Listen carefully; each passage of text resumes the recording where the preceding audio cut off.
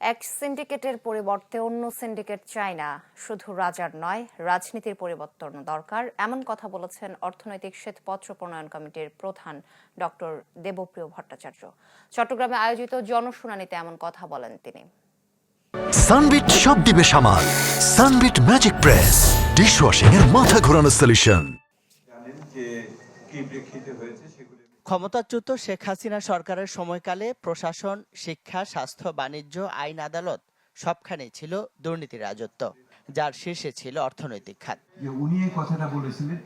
এমন বাস্তবতায় অন্তর্বর্তীকালীন সরকার গঠিত বাংলাদেশের বিদ্যমান অর্থনৈতিক ব্যবস্থার শ্বেতপত্র প্রণয়ন কমিটির দ্বিতীয় জনশুনানি হয় চট্টগ্রামে। তাতে অংশ নিয়ে হাসিনা সরকারের নানা খাতের দুর্নীতির ফিরিস্তি তুলে ধরেন নানা শ্রেণী পেশার মানুষ।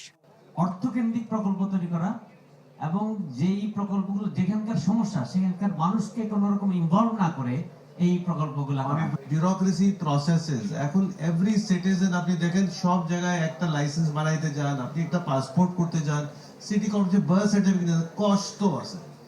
একটা বেসিক সার্ভিস একটা যে সিটিজেনকে পাওয়া উচিত ওটা আমরা পাই না। দ্রুত দ্রব্যমূল্য নিয়ন্ত্রণ, আইন শৃঙ্খলা পরিস্থিতির উন্নতি সহ ভেঙে পড়া প্রতিষ্ঠানগুলোকে সংস্কারে নানা পরামর্শও তুলে ধরা হয় শুনানিতে।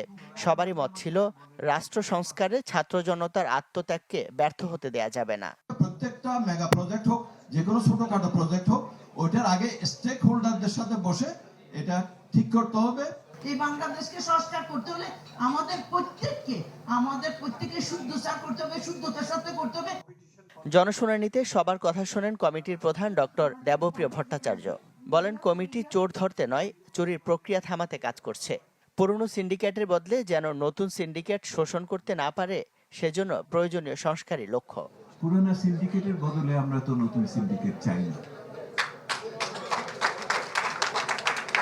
এটা তো হতে পারে না যে শুধুমাত্র আমরা রাজনীতির বদল করলাম না, শুধু রাজার বদল করে ফেললাম। এটা তো হতে পারে না।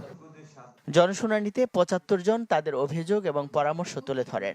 সংশ্লিষ্ট পক্ষগুলোর কাছ থেকে তথ্য নিয়ে বর্তমান অর্থনীতির চিত্র এবং সংস্কারের রূপরেখা তুলে ধরবে এই কমিটি। তাহলে এই যে প্রসেসটা এটা চলে আসে। ইমদাদুল হক, চ্যানেল 24, চট্টগ্রাম।